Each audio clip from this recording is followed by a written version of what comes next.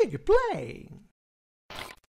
E aí pessoal, bem-vindos ao canal Digplay, quem fala é o Diego, estamos de volta para mais um vídeo do quadro Dig Talk. Dessa vez estamos com o Padre Edson, ele que é padre, obviamente, podcaster, streamer de vez em quando, tá precisando fazer mais um pouquinho lá de live que tá... Sim, tá parado.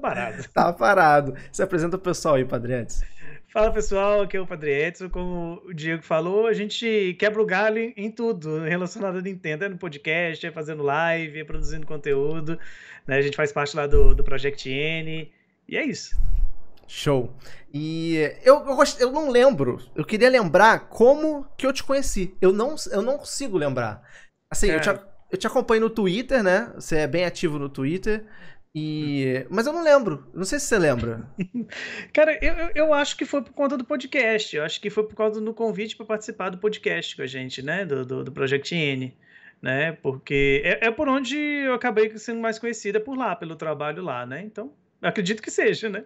Provavelmente, é. Mas eu fiquei tentando lembrar, puxar pela memória. A memória não é muito boa, tá? E aí, com esse lance de pandemia que passaram 20 anos em 2, eu fiquei tentando. Cara, da onde? Não consegui. Mas tudo bem, não importa. Normal. O que importa é que a gente acabou se esbarrando, se conhecendo. Isso que é bem legal. Bom, vamos começar então com as tradicionais perguntas aqui pra galera te conhecer um pouquinho mais. E é uma pergunta que eu sempre faço, né? Porque a gente tá num canal de games, você gosta de games, então como é que nasceu essa sua paixão por games? Cara, eu acho que, como a maioria das pessoas que cresceram nos anos 90, é coisa de infância, né? A cultura nossa mesmo, cultura de bairro, de ficar jogando com os amigos, principalmente locadora, que era muito forte, né? Então, eu fui um assíduo frequentador de locadora, apesar da minha mãe não gostar muito, sempre brigar porque eu fugia para poder ir, mas a cultura vem daí, né? Mas assim, teve um incentivo também por parte dos meus pais, porque o primeiro contato que eu tive com videogame foi um Atari que os meus pais deram para mim e pro meu irmão. Então, assim, eu acho que eles nem tinham ideia do que era, porque, como qualquer pai dessa época, também tinha aquela coisa de vai estragar a televisão, vai atrapalhar tudo, não senta muito perto porque faz mal para a vista, etc, né? Mas, mesmo assim, eles deram pra gente um Atari. Então, acabou tendo um empurrãozinho ali deles no meio. Então, diferente de muita gente, porque assim, mais ou menos a galera da nossa idade, geralmente começou com o Nintendinho, Super Nintendo, então o seu primeiro foi Atari. Assim, não é que eu seja tão velho, tá, gente? Eu tenho 33, então, assim, foi o primeiro contato, porque, na verdade, a minha memória do Atari é muito vaga mesmo. É uma coisa, assim, eu acho que se a gente ficou com uns 2 anos com o Atari, foi muito, porque logo depois veio o Master System, né? Apesar de ser nintendista, eu sempre, nesse período, eu era mais ligado com a Sega. Mas é uma coisa que eu falo, e assim, eu não consigo comprovar porque é só viagem na minha cabeça. Experiência da época, né, da bolha, mas muita gente tinha Master System. Sim, pelo menos no Rio. Eu não sei se é São Paulo, né? Você é de São Paulo? Minas. Não, Minas, Juiz de Fora, né? Então, muita gente tinha Master System, porque era mais... Hoje eu entendo que é por causa disso. Na época eu não fazia a menor ideia. Era mais acessível, era mais barato, Sim. tinha jogos em português, um suporte muito bom da Tectoy. Então, eu tirava pelo meu colégio, assim. Eu sempre estudei em escola pública, que meus pais nunca tiveram muito dinheiro, então os videogames vinham no sacrifício mesmo. Então, quando eu tinha um Famiclone, né, que era o clone de Nintendinho, Sim. a galera tinha Master. Então, pouquíssimas pessoas jogavam Mario, sabe? A galera era fissurada no Sonic. E, cara, eu fui conhecer o Mario muito tempo depois. Mas muito tempo depois mesmo. Eu já era, assim, viciado no Sonic do Master System, que até hoje eu costumo brincar com o pessoal que pergunta e tal, que é o único jogo que... Aliás, o único não, porque o Mario 64 também se encaixa um pouco nisso. Mas o Sonic é um dos únicos jogos que eu consigo jogar ele praticamente sem ver, por conta do barulho do jogo, entendeu? Então, assim, de vez em quando, já fiz isso numa live já, peguei, falei, ó, vou passar da primeira fase do Sonic sem ver literalmente, foi só pelo som, de tanto que eu joguei aquilo, assim, porque não tinha outra coisa, né?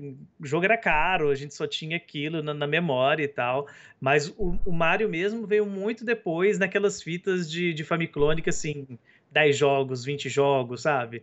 É ali que eu fui conhecer o Mario Bros. Antes eu nunca tinha contato. O Sonic de Master, foi o primeiro contato que eu tive com o Sonic foi de Master, porque meu primo tinha um Master com o Sonic na memória. E eu achei uma coisa incrível, assim. Embora eu não gostasse muito, porque pra quem joga Mario e pega um Sonic pra jogar, é uma diferença, assim, absurda. O do Master, nem tanto, que o do Master não é tão rápido quanto o Mega Drive, mas o do Mega Drive era absurdo de rápido. Quando eu jogava... Falei, cara, o Mario é uma coisa, o Sonic é outra, eu não consigo. Totalmente diferente. Não tem nem comparação. Eu tive pouco contato com o do Mega Drive. Eu tinha um amigo que tinha Mega Drive e o restante dos amigos era tudo Super Nintendo, né? Na locadora era uma proporção assim, 3 Super Nintendos para um Mega Drive. Então, pouquíssima coisa de contato com o Sonic do Mega Drive. Então, tanto que eu nunca gostei muito desse Sonic. Eu preferi o do Super Nintendo. Aliás, o Super Nintendo é o Sonic 4, né? 4. Mas eu preferi o do Master, porque eu achava ele mais cadenciado, eu achava ele mais, assim, não vou dizer mais lento, mas assim, mais interessante, porque o do Mega era muito rápido, eu não via as coisas direito, Exato, né? Essa era a minha crítica sempre de Sonic, e por isso que o do Master me chamou mais atenção, porque você conseguia aproveitar mais o jogo. Eu sempre achei o Sonic muito, muito rápido, e daqui a pouco, tipo, a fase acabou, e o que aconteceu? Eu não sei. Você sabe que isso me incomoda até hoje quando eu pego para poder jogar Sonic, quando eu jogo os do Mega, ou então pego o Sonic Mania, porque assim, ele tem um level design próprio para poder o jogo ser rápido, né? Então, ao mesmo tempo que ele faz isso, ele coloca várias saídas, então você fica meio perdido, não tem um caminho certo para você poder chegar. O Mario não, o Mario tem um caminho linear, eu prefiro o linear. E eu vou te dizer uma coisa, que eu zerei Sonic 2, é o 2? É o 2? Que tá no Switch Online? Não lembro agora. É o 2. É o 2, né? Eu zerei agora e ele não tem um level design tão caprichado assim pro que o jogo se propõe, na velocidade dele. O Sonic Mania, eles conseguiram fazer, assim, uma maestria. O level design realmente corresponde à velocidade do Sonic. Mas o 2, ele tem uns probleminha ali. Mas é um jogo bom, é um jogo bom. É um jogo excelente e tal, mas assim, eu tenho dificuldades com ele até hoje. Uma curiosidade, tem nada a ver com a pauta, desse negócio de locadora. O que eu percebi, assim, eu falei que eu percebi que tem muito Master, né, muito Mega, a galera tinha muito console da Sega, mas nas locadoras, o que dominava, pelo menos aqui no Rio, eram jogos de Super Nintendo. Eu não sei se também era assim por aí. Era assim. Era engraçado porque, assim, como eu falei, eu só tinha um amigo que tinha Mega Drive. E a gente acostumou com os jogos que ele tinha, e na locadora, assim, pouquíssimos jogos.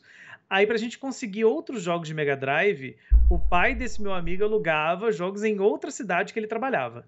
Então, era o único contato que a gente tinha com o jogo novo, né? Agora, o Super Nintendo, não. O Super Nintendo, a tiazinha lá da locadora viajava e trazia 10 fitas novas diferentes, né? Tudo pirata, né? Obviamente. E a gente ia só pela labelzinha do cartucho para poder ver se era bom ou se era ruim. Eu tinha algumas locadoras, né? E aí a maioria dos jogos eram pirata, algumas tinha as caixinhas pra você ver, né? O que você queria alugar. Tinha locadora que tinha aqueles livrinhos, que era só uma filipetazinha do jogo. Eu nunca me esqueço, eu aluguei um Mega Man X. E eu adorava Mega Man X, eu comecei jogando o X2, depois o X3, e aluguei o X. Só que o X tinha um problema, que aí depois eu descobri que tem uma ROM até na internet que ela é assim, ela é bugada. Tipo a ROM do Aladdin, sabe disso? Que tem uma ROM do Aladdin que é bugada, que o primeiro chefe nunca acaba. O do Mega Man X era o seguinte, quando você dava um tiro simples, sem ser o carregado, e ele ricocheteava em algum lugar, porque tem algumas paredes, algumas coisas que o tiro bate e volta. Quando ele fazia isso, aparecia a tela de finalização da fase, como se tivesse passado da fase, daquele chefe, e voltava pra fase inicial, aquela fase de introdução do jogo, sempre. Ou seja, não dava, era impossível. Né? Aí eu troquei, obviamente, eu fui lá na locadora, falei, essa fita tá com problema, não sei o que, expliquei pro cara, aí eu... Na época eu não fazia a menor ideia que era pirata. De fato, eu não conhecia, eu não sabia qual era a diferença de jogo pirata para original naquela época. E hoje eu sei. Ele comprou tinha essas paradas assim que a gente só descobre depois de adulto, né? Eu lembro que no Master tinha, eu acho que era um jogo do Alex Kidd, não aquele tradicional que todo mundo conhece e tal, que fez o remake agora, mas tinha um outro jogo do Alex Kidd que eu não lembro o nome e que eu nunca conseguia jogar ele direito. Eu não sei por qual motivo e tal, eu chegava numa parte e não conseguia ir. Aí, anos depois, eu fui descobrir. Tinha uma porta no jogo e tinha que colocar pra cima pra entrar na porta. Só que o meu controle tava com pra cima quebrado.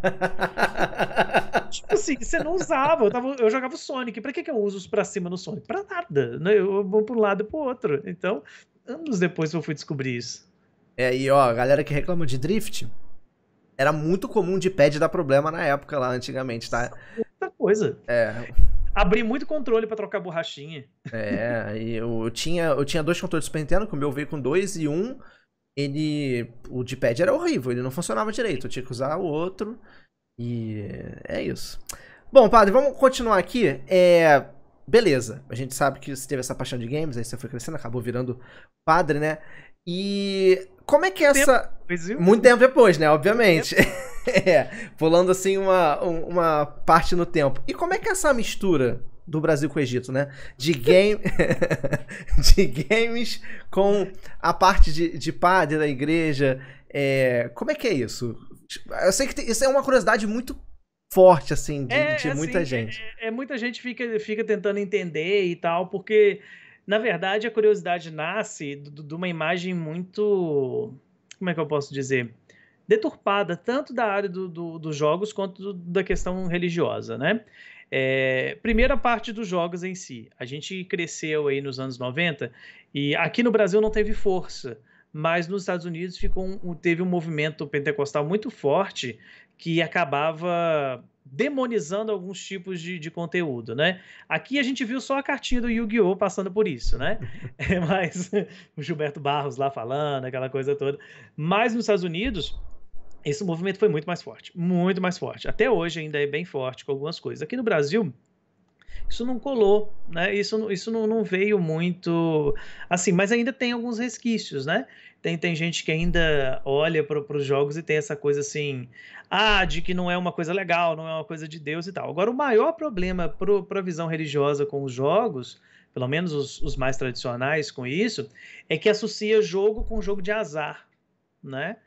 Então a ideia é assim, a pessoa joga, então o jogo remete a vício e uma pessoa religiosa não pode ter vícios, né? E de fato não pode, né? A gente pelo menos se policia para poder não criar nenhum tipo de vício. Então assim, isso é uma mentalidade que ainda existe, só que a partir do momento que a gente consegue mostrar que não existe nenhum tipo de empecilho de uma coisa para outra, tá tudo bem, porque não é o problema, não é o ser padre e gostar de videogame, né? É qualquer profissão, um médico, um advogado e tudo. Se ele consegue conciliar a sua vida profissional com a sua vida, né, no consumo de jogos, tá tudo bem, né? Eu não vou deixar de celebrar uma missa, de atender alguém para poder jogar uma fase do Mario, né? Isso não vai acontecer, mas, né, isso vai da prudência. Muita gente pergunta para mim isso, né? Eu posso jogar tal jogo, eu posso jogar isso. Cara, você tem prudência? Você sabe separar as coisas? A sua fé não vai ser abalada por esse jogo em específico? Não. Então, tudo bem, você assiste filme que é assim, você vê novela que é assim, você vê série que é assim, por que que com o jogo vai te influenciar e as outras coisas não? Você acabou entrando num ponto que era uma pergunta que eu tinha feito aqui, que é... Porque tem alguns jogos que abordam alguns temas conflitantes, acredito eu, com a religião, né? E é justamente isso. Shin Megami Tensei, exatamente, né? Então, enfim. Então, a galera te questiona, ou então, dá pra separar a ficção da realidade, né? Existe algum limite pra isso, não? Tranquilamente, dá pra separar sim. A gente faz isso com tanta coisa, né? Eu vou pegar um exemplo emblemático que você vai entender.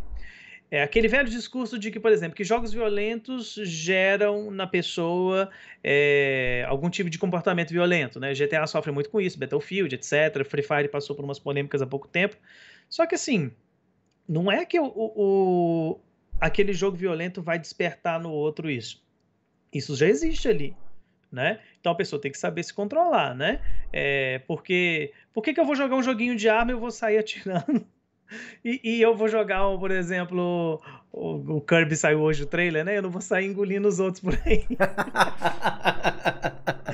Não, assim, assim, nesse sentido, entendeu? A gente consegue separar. Agora, eu falo isso muito com as pessoas. Se você não tem discernimento, se você não consegue separar, se você se sente muito influenciado, não vai, né? Se você não consegue colocar, por exemplo, o que é ficção e o que é realidade, não entra nesse caminho, porque vai ser difícil, entendeu? E é interessante isso, porque o questionamento da religiosidade com games, mas isso é uma coisa pra vida, né? Tipo, é que nem meu sobrinho, eu tinha um PS2, meu sobrinho tinha um PS2, ele com 8 anos, 7 anos, 8 anos, ele queria jogar GTA. Eu falei, tu não vai jogar GTA. Então, chegava o GTA lá em casa, eu quebrava o CD e jogava fora. E aí ele enganava meu pai, tipo assim, ele ia na PS2, né, desbloqueado, pirata, ia naquele camelo lá com vários CDzinhos, aí ele ia, esse aqui, vovô, quero esse aqui. Esse aí não é aquele não? Que o Diego fala que você pode... Não, esse não é aquele não. Aí chegava em casa, era aquele. Eu ia lá e pá, quebrava. Danadinho, né? Danadinho. Ele era. Mas, enfim, hoje ele joga. Hoje ele tem 18, então, né, é outra parada. Mas... Por isso existe classificação indicativa. Exato. Então, existe também essa questão de você saber o seu limite, né? Se aquilo pode te influenciar, aquilo pode mexer com você de alguma forma. Evita, né? Não só pra videogame, pra filmes, séries. Agora tem algum filme que vai te dar algum gatilho, alguma coisa ali, cara, evita aquele filme, evita aquela série, vai ver outra parada que vai fazer melhor pra você. Então, eu acho que é mais ou menos nessa linha, né? Isso, é isso mesmo, porque assim, a gente tá usando o tema religião porque, né, que eu tô inserido. Mas outros temas também, né? Por exemplo, a pessoa tem problema com questões de violência, algo que dá um gatilho nela, independente do que for. Você não vai assistir uma série com aquela temática, porque você sabe que aquilo vai ser um gatilho para você, né? Então, é você saber lidar com isso. Agora, do ponto de vista religioso, agora não falando mais só como quem consome jogos, mas como alguém que é padre, geralmente, as mídias pop em geral, cinema, música nem tanto, mas séries, os jogos principalmente, eles não sabem lidar com o tema religioso. Eles pegam só o caricato, entendeu? E geralmente usam de forma errada. E eu morro de rir disso.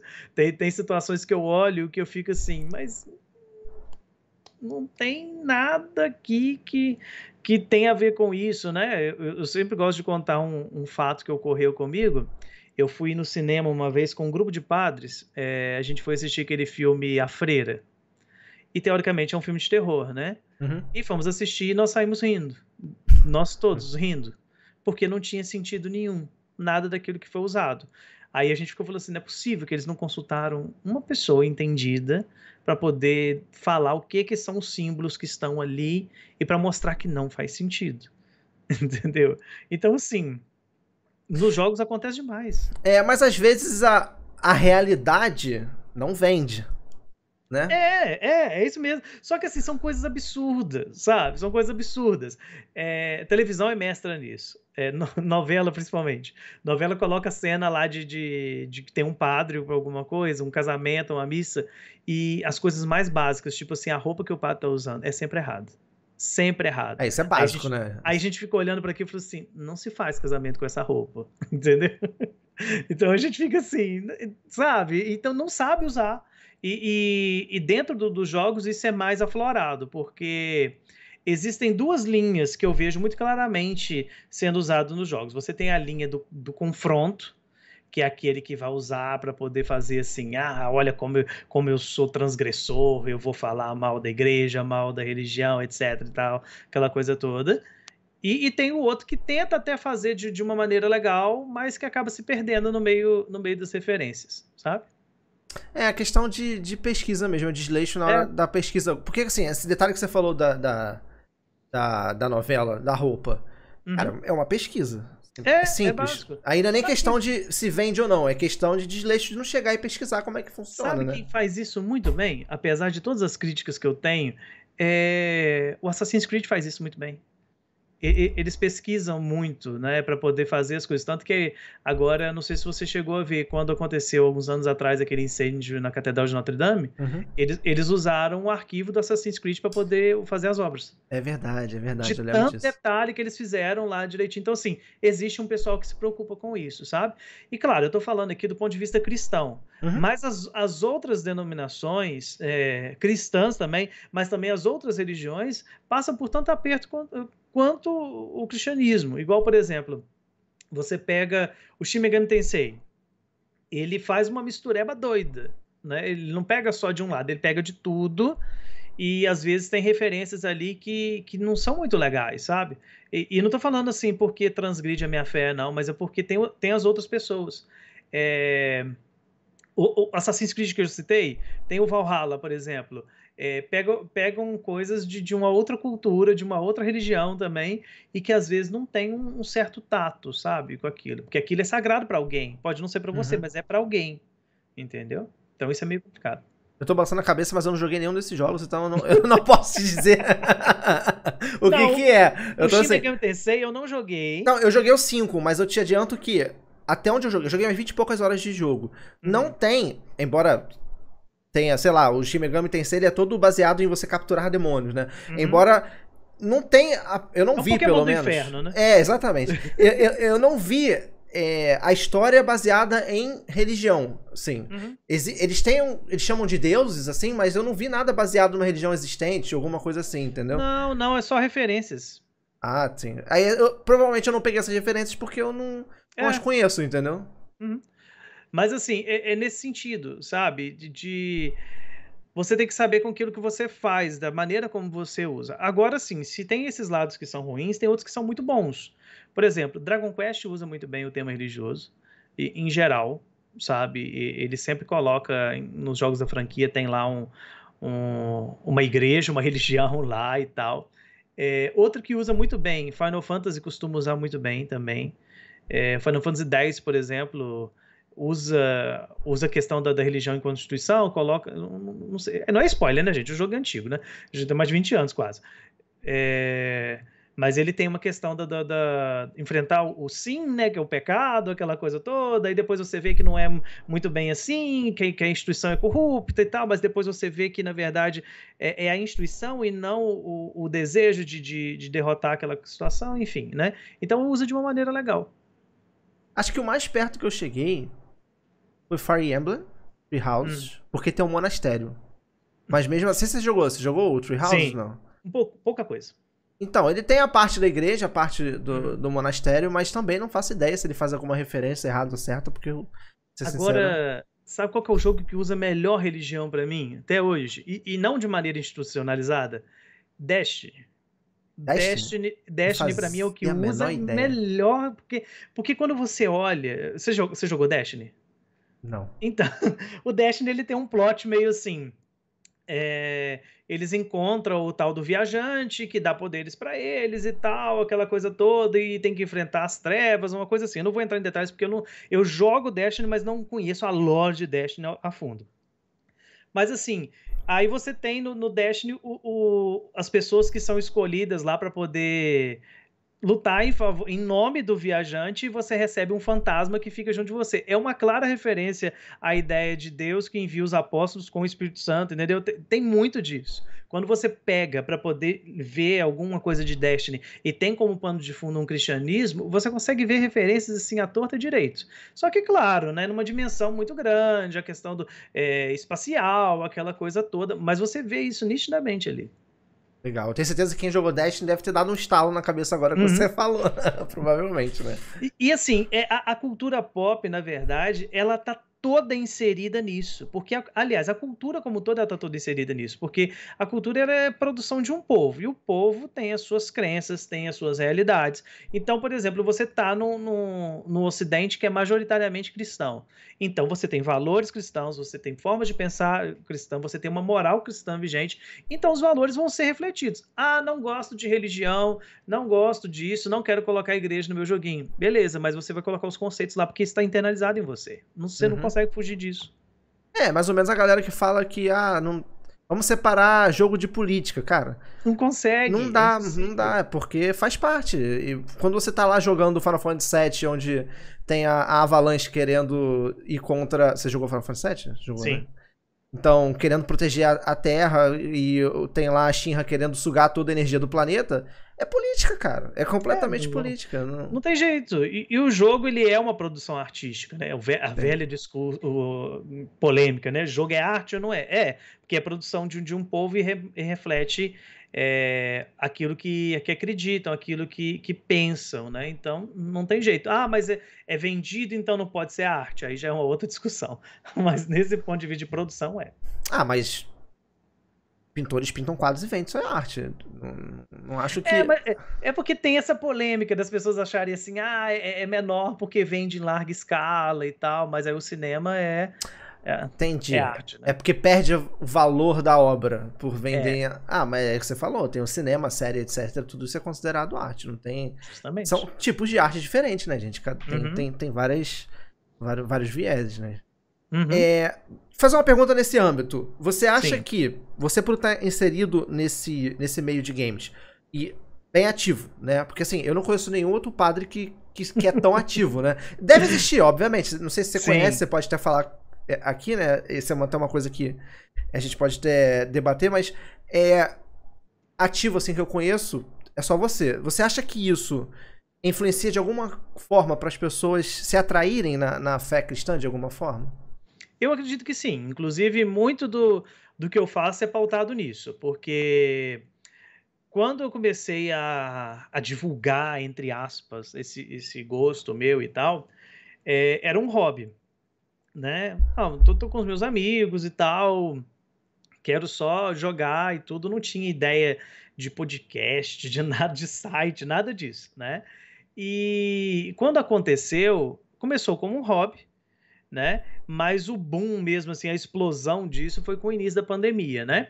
E a pandemia colocou a gente nessa circunstância, assim, de você tem que ficar dentro de casa e eu lido com gente, eu lido com pessoas, eu preciso dar um suporte espiritual para essas pessoas. Só que ao mesmo tempo eu tenho esse lado meu também. E eu comecei a fazer por brincadeira, né? Uma coisinha ali, uma coisinha aqui e tal. E eu fui vendo que as pessoas foram se achegando pela curiosidade. Tipo assim, o cara é padre e tá falando de jogo. Será que ele entende alguma coisa disso? Ou será que é só achismo? Será que ele joga só o Candy Crush lá no celular e tá querendo falar aqui na internet de joguinho? E quando as pessoas chegavam, elas se sentiam confortáveis de olhar e falar assim, poxa, esse cara é padre, esse cara gosta das mesmas coisas que eu acho que dá para poder a gente trocar uma ideia, né? Tanto que hoje, basicamente, o trabalho que eu faço na internet fica meio que por trás dos panos, as pessoas não veem, né? Lá no Twitter, né, o pessoal tá me vendo e tal, a gente fica discutindo, faz meme, brinca e tal, aquela coisa toda. Só que a pessoa vê aquilo, mas não vê o outro lado, que é a quantidade de gente que procura para poder fazer direção espiritual, para poder desabafar, para poder conversar, entendeu? Então, ali eu vi uma brecha, eu falei assim, olha, dá para fazer alguma coisa aqui. Dá para chegar aqui. Eu imaginei, exatamente por isso que eu fiz essa pergunta, porque eu acho que isso é bom, né, de alguma forma. Eu não tô entrando no mérito de nenhuma religião específica, nesse caso é o catolicismo, mas eu acho isso interessante porque as religiões têm que se modernizar, né, e essa é uma porta de entrada, é uma forma de alcançar mais pessoas que talvez você não alcançaria antes só pregando dentro da igreja, né? Eu tiro isso como exemplo por quê? Porque eu sou de uma época de jovem de Padre Marcelo Rossi, onde bombou a música dele e, tipo, a gente cantava em casa, em festa de aniversário, e isso me aproximou da igreja na época. Eu participei da igreja durante um tempo, fiz a comunhão, crisma, etc, e, né, fiz algumas coisas, e foi uma época muito legal da minha vida. Hoje eu não frequento mais, mas foi uma época muito legal, e foi justamente isso, foi uma saída, né, da igreja pela música que me aproximou. E acho que como a modernidade hoje videogame, streaming, tá muito em alta, essa parte mais geek em geral, é interessante a galera até saber disso, porque se você acompanha o Padre Ed, você sabe, ou se você tem ele no convite, você sabe que você não fica, não tô te defendendo nada disso não, mas você não fica pregando pra todo mundo com quem você convive. Mas as pessoas que chegam até você e pedem algum tipo de auxílio, algum tipo de ajuda, você tá disponível, e o videogame cortou esse laço. Eu acho isso muito legal. Então, esse é o ponto, sabe? Eu brinco com o pessoal quando pergunta e tal, como é que é isso, principalmente das lives, sabe? O pessoal pergunta, como é que as lives você faz na Twitch? Você prega lá na Twitch? Eu falo assim, não, você não vai ver eu pregando na Twitch. Você vai ver eu literalmente jogando com as pessoas. Vai ter gente que vai entrar lá e vai fazer pergunta religiosa? Vai. E eu vou estar ali para responder, entendeu? Porque é justamente isso. A pessoa, para ela chegar e ela se sentir confortável, né? Olha, eu posso perguntar o que eu quiser, né? Eu tenho essa dúvida em relação à fé, eu tenho esse ponto. Ou então é uma coisa mais delicada, eu não quero me expor, vão procurar lá nos sussurros da Twitch, ou então no DM do Twitter, né? Só que assim, nem todo mundo entende, né? Infelizmente, né? Tem sempre aquele grupinho que vai falar, não, que não sei o que, você tá fazendo errado, vai rezar uma missa, vai fazer isso. Aí a minha resposta é sempre a mesma, eu faço isso. Exatamente.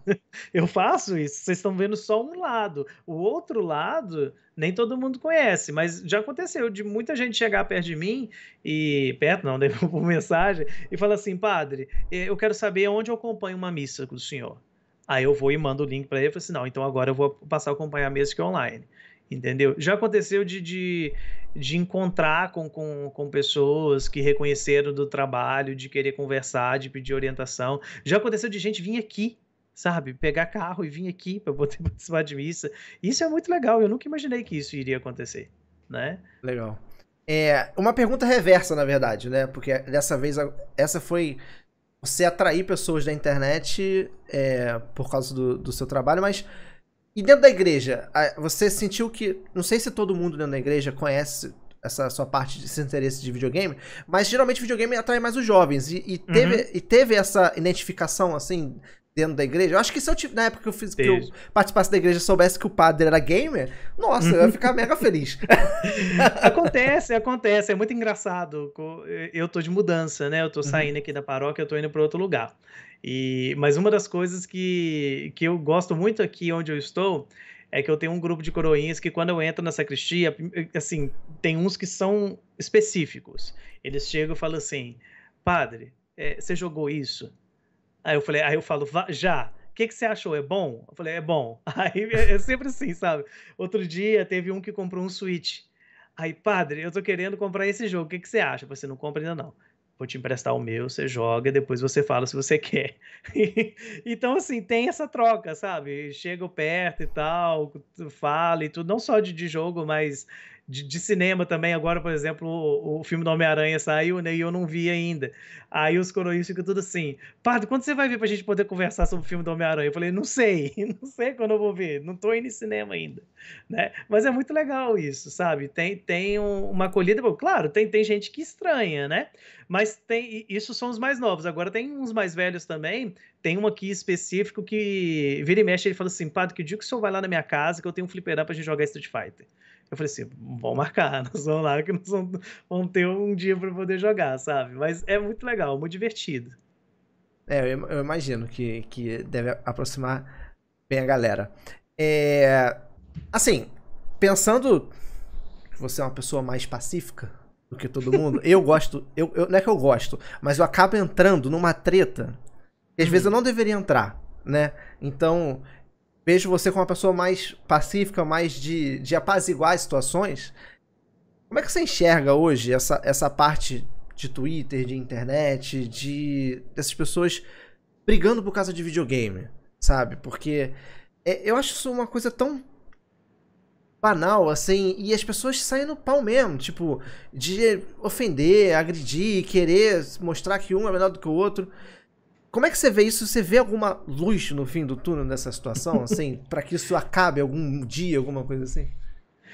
Cara, assim, eu vejo como uma possibilidade de mudança, sabe? Eu acho que as redes têm uma força bem legal para poder ajudar nesse sentido, né? Porque as redes ela tem essa capacidade de unir e tal, né? E o grande problema dessas situações particulares de briga, de treta, é que existe uma parcela que descobriu que o ódio engaja, né? As pessoas se unem mais pelo ódio do que por gostar de algo, entendeu? Não, vamos atacar o grupo X porque a gente não gosta deles. Ah, mas o que você gosta? Não, eu não gosto de nada, não. Eu gosto de não gostar, entendeu? Então, assim, isso é o complicado. Só que, ao mesmo tempo, a gente tem que lembrar o seguinte: o videogame serve para quê? É para diversão, pelo menos é o ponto. Eu jogo para poder me divertir, né? Não é para passar raiva. Então, assim, com todo respeito a quem é fã aí dos Souls da vida, eu não jogo para passar raiva, eu jogo para me divertir, né? Então, por isso que eu nem experimento. Que bom que você se diverte morrendo, mas eu não, eu fico frustrado. Mas quando a gente deixa de lado o ponto que une, né? O ponto que é o motivo de você estar ali jogando, que é a diversão. para que você está consumindo? Para passar raiva? Para ser uma pessoa infeliz com isso? A única coisa que me motiva nesse sentido, ainda acreditar que é possível, é que quando eu vejo essas pessoas que têm essa tendência de briga, eu costumo, posso estar errado do que eu estou falando, tá?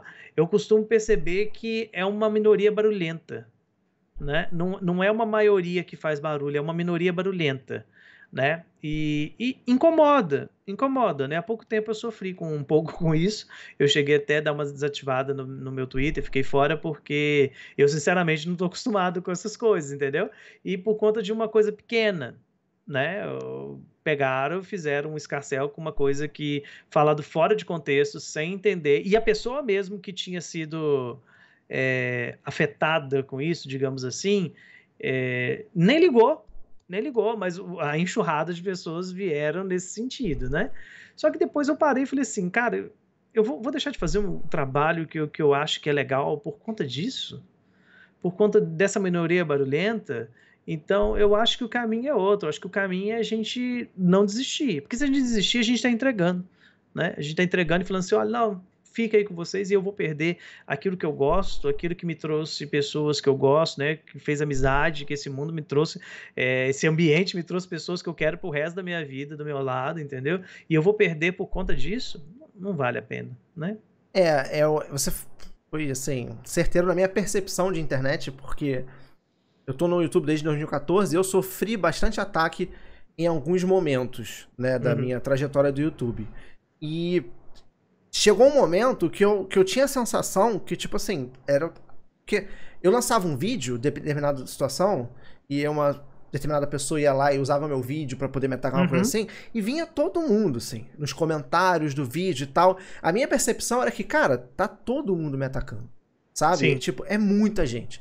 E quando você baixa a bola assim, você para, respira e olha, você tem, sei lá, X views e os dislikes é infinitamente menor e a quantidade de comentário é infinitamente menor das pessoas que te apoiam, cai a ficha do que você falou. E realmente eles fazem muito barulho, mas eles não são a maioria. É porque, na verdade, uma árvore caindo no meio da floresta faz mais barulho do que uma árvore crescendo, entendeu? Então, o ruim faz mais barulho, entendeu? E a gente dá mais atenção para isso. E esse é um problema, a gente dá mais atenção pra isso. Eu sei que é tentador dar mais atenção pra isso, mas a gente acaba, você vê 100 mensagens positivas, mas aquela mensagem negativa aquela específica vai te apurrinhar o dia inteiro. E é difícil lidar com isso. É complicado. Assim, isso é do humano. A gente não vai conseguir fugir disso. A gente é frágil. A gente quer uma massagem no ego da gente, digamos assim. A gente quer um elogio. A gente quer que a pessoa fale assim, não, cara, você é bom, você entende e tal. Mas aquela pessoa que, tipo assim, que é irrelevante, que aparece lá com um nick, com um monte de número nele e uma fotinha aleatória falando assim, você não sabe nada. Ele acaba com o seu dia, entendeu? Então, assim, a gente tem que parar de achar que simplesmente que todo mundo vai amar aquilo que a gente fez. A gente tem que ficar com aqueles que amaram, entendeu? Quem não gostou, tchau e benção. Você não é obrigado a ver meus vídeos, você não é obrigado a acompanhar minhas lives, você não é obrigado a ouvir meu podcast, você não é obrigado a me seguir no Twitter, entendeu? Eu tenho uma linha muito tênue nesse sentido de como lidar com as pessoas no Twitter, que é o seguinte, você não gosta de mim? Tudo bem, mas então por que você tá me seguindo? Para poder ver se eu tô falando alguma merda? Tudo bem, pode ver, pode tirar print. Agora, não mexa, é uma coisa que eu fico assim, eu sou meio rigoroso demais nesse ponto. Não mexa com o meu ministério. Sabe, eu tenho bem forte com isso mesmo. Assim, não mexa com o meu ministério. Se você entrou no ponto de vista, assim, porque tem gente que faz isso. Você, você não. Teve uma vez que aconteceu isso.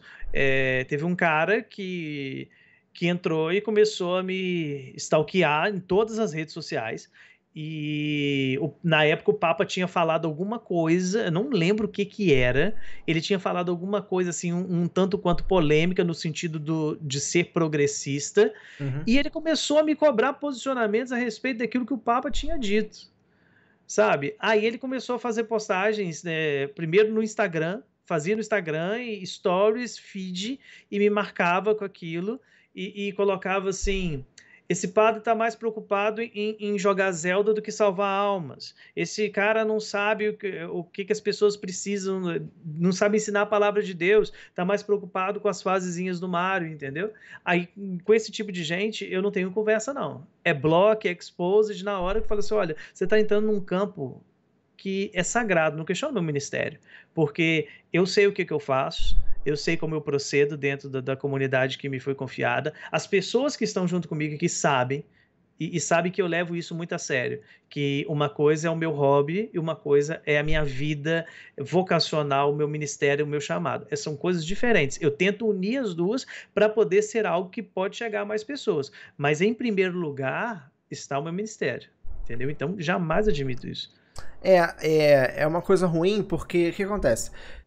Isso também aprendi com o tempo. As pessoas começam a perceber que você não se incomoda quando ela fala daquilo que você tá falando, por exemplo. Uhum. Se você dá uma opinião e a pessoa não olha a sua opinião e vai lá, você é burro porque não sabe isso, isso, isso, e você, ok, não vai bater de frente com essa pessoa. Ela pensa diferente, eu não acho que eu sou burro, eu dei uma opinião, blá blá blá. A partir do momento que você não dá atenção pra isso, pra esse tipo de pessoa, ela vai catar alguma coisa ao redor que te afete.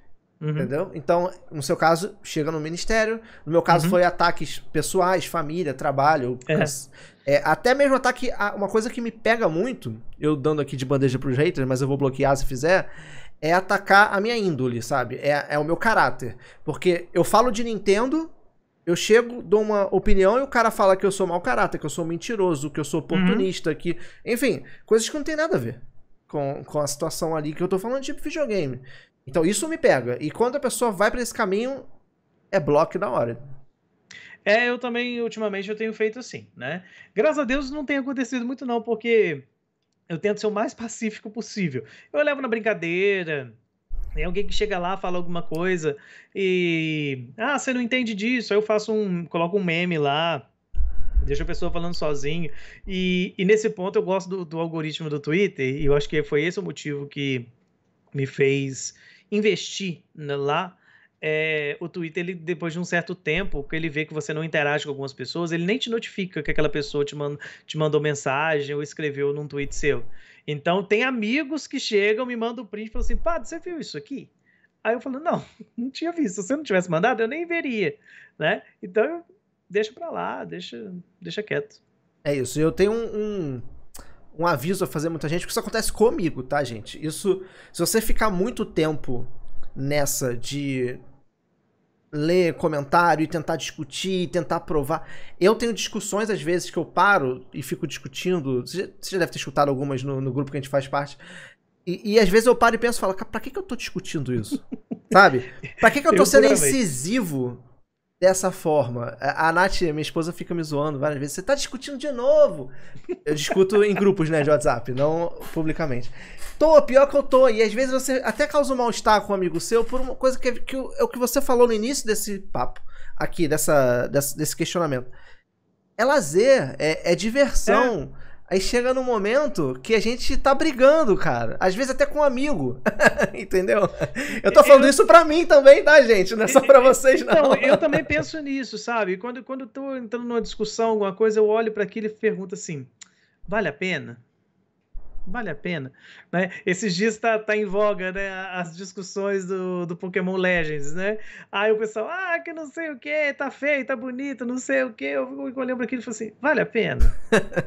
Eu vou entrar nisso pra quê? Eu vou colocar aqui falando que se eu falar que tá feio, vai aparecer um monte de gente pra poder falar que eu não gosto de Pokémon. E se eu falar que tá bonito, vai ter um monte de gente falar que eu passo pano. Então, assim, pra quê? Então... Tá certo. Bom, a gente tá chegando na reta final do nosso bate-papo. Eu quero te fazer 2 perguntas. A última eu faço pra todo mundo. E a penúltima geralmente é meio personalizado. Eu quero te fazer uma pergunta que eu sei que você jogou muito jogo, não só de Nintendo. E a pergunta é a seguinte: qual jogo que você ama, assim, você gosta muito, e que você indicaria pra qualquer pessoa jogar, assim, que seria sucesso? Super Mario 64. É o jogo da minha vida. É o meu jogo favorito de todos os tempos. E eu sou aquela pessoa que a Nintendo vai lançar o Mario 64 em qualquer coisa e eu vou estar adquirindo essa porcaria. Então, não tem jeito. Eu vim gostar de Mario 64 só na coletânea. Que tanto foi Sério? criticada por causa do Mario 64, né? Que o 64 é o que mais tinha disponível e o que menos teve mudanças, né? Sim, sim. Eu tenho um cartucho do Mario 64, mas eu comprei o Nintendo 64 pra coleção. Eu não comprei ele pra jogar, né? Pra coleção e tal, tinha um cartucho. Botei, joguei um pouquinho, porque qual é o meu problema do 64? Resumindo rápido, assim, porque eu já falei isso algumas vezes. A transição do 2D pro 3D pra mim foi muito complicado. Eu não tive um 64, eu tive um PlayStation. Gostava mais dos jogos 2D do que 3D. Quando eu peguei pra jogar Mario 64, eu falei, isso não é o Mario que eu jogo. Que eu joguei o Mario Bros 3 no Famiclone, que eu joguei o Mario World no... Já tive esse problema no Yoshi Island, porque opa, Mario... Porque eles vendiam como Super Mario World 2, né? E aí quando eu joguei, eu falei, peraí, isso aqui não é Mario. Mas beleza, o jogo é bom. Quando eu mudei pra 3D, eu não consegui me adaptar, de jeito nenhum. E isso eu vim replicando quando eu jogava em emulador e eu nunca terminei. Quando chegou a coletânea, eu falei, não, eu preciso experimentar de verdade Mario 64. Eu me apaixonei. Óbvio que o jogo tem as suas limitações da época, né? Tem. Mas ele é muito bom. Ele assim, o Mario 64, pra mim, ele tem, claro, uma carga afetiva, porque o Nintendo 64 foi o primeiro console de mesa da Nintendo que eu tive. Então, foi um jogo assim que eu juntava dinheiro, sobrava do lanche da escola para poder ir para locadora para poder jogar o Mario 64. E eu era tão fascinado com isso que quando a locadora fechou, eu comprei o Nintendo 64 da locadora. Então, para poder ter ele. E até hoje, assim, é aquele jogo que agora com o Switch tá mais fácil, né? Eu tô estressado, eu quero só relaxar, eu vou colocar o Mario 64. Simplesmente pelo sentimento de liberdade que ele me dá. Eu sei que outros jogos do Mario também dão, mas nenhum consegue me transmitir tanta liberdade quanto o Mario 64. Nem o Odyssey me transmite tanta liberdade quanto o 64. Por conta daquela questão assim, eu não quero ir em fase nenhuma, não. Eu só quero ficar aqui em volta do castelo, só dar uma volta aqui, fazer umas acrobacias doidas, pular. Assim, hoje, claro, isso já está saturado. Mas quando eu era moleque e tinha todo aquelas questões de lendas, né, do Mario 64. Se você fizer isso, você vai liberar o Luigi. A única que era verdade era do Yoshi, né? Se você fizer essa outra coisa, você tem uma outra fase secreta e tal. Então, eu sempre ficava tentando fazer essas coisas que surgiam loucas. Então, até hoje, pra mim, ele é fantástico. Claro, como você disse, ele tem as limitações dele. A Nintendo podia ter dado uma melhoradinha, principalmente na câmera, mas ainda continua sendo o meu jogo favorito. É apaixonante, porque todas as limitações, você vai se apaixonar. Assim, lógico, se você não adaptar a jogabilidade, você não vai conseguir jogar, mas eu tive os problemas, me estressei um pouco com a câmera, mas eu me entendi e fiz 120 estrelas. Então, se eu peguei todas as estrelas é porque o jogo foi bom. É porque, geralmente, eu não faço 100% em jogo nenhum. E o Mario 64...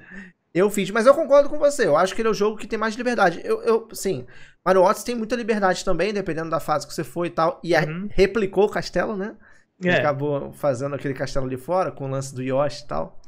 Mas, realmente, ele é um jogo que tem liberdade. De todos os Mario 3D que existem, que eu joguei todos os 3D, realmente ele é o que você consegue explorar. E é legal você explorar o castelo, você tentar achar os segredos, e é uma época que o segredo não era tão evidente, tipo, né, você entrar no quadro da Peach. Ele é o verdadeiro sandbox, né? Ele é o criador do sandbox. Exatamente. Então, não tem jeito. Beleza, a última pergunta pra fechar aqui nosso bate-papo é: se você só tivesse um videogame pra poder jogar a sua vida toda, daqui pra frente, qual seria? Caramba. Difícil, né? Essa é complicada. Mas calma aí, vamos conversar aqui. Tá. Eu tenho o videogame, mas eu posso ter qualquer jogo dele? Sim. Wii U. Boa. Porque tem tudo, né? Até jogo de Switch. Tem jogo de Switch também, porque, por exemplo, o Breath of the Wild tá lá, eu vou jogar ele também. Então, sim, pelo menos agora porque o Switch não tem tudo que o Wii U tem. Então, dá pra poder aproveitar bastante. Virtual Console, por exemplo, liberado. Então. E pode ser que o final da vida do Switch fique parecido com o Wii U, mas por enquanto, realmente, o Wii U... Cara, polêmico isso, né? Escolher o Wii U, né? Mas assim, o Wii U tinha um potencial enorme. A Nintendo que deu mole com ele, essa é a verdade. E realmente, talvez, justamente por não fazer tanto sucesso, que ele tem tanto jogo de tanto console, né? E pra mim, assim, pega muito pra mim a questão do retro game. Eu sou muito retro game nesse sentido, sabe? Eu gosto muito do jogo antigo. Não é que eu não gosto dos novos, não, eu gosto muito, mas eu tenho um apreço muito grande com o retro game. Então, como tem tudo lá, dá pra me poder ficar tranquilo. Foi no Wii U que eu joguei jogos de Wii, cara. Eu tive um Wii, óbvio, mas vendi meu Wii pra comprar o Wii U e continuei jogando o Wii no Wii U. Aí, olha só que beleza. Foi sensacional. Então é isso, padre. Obrigado por ter aceitado o convite aqui para poder bater esse papo com a gente. Foi bem legal. Agradeço demais. Fala pra galera onde eles conseguem te encontrar aí nessa internet. Bem, Diego, eu que agradeço o convite. É uma alegria estar aqui. Demorou, né? Mas saiu esse encontro. Bem, pessoal, pode me encontrar lá no Twitter, que é a principal rede que eu uso. Só escrever lá Padre Edson Ribeiro que vocês me encontram.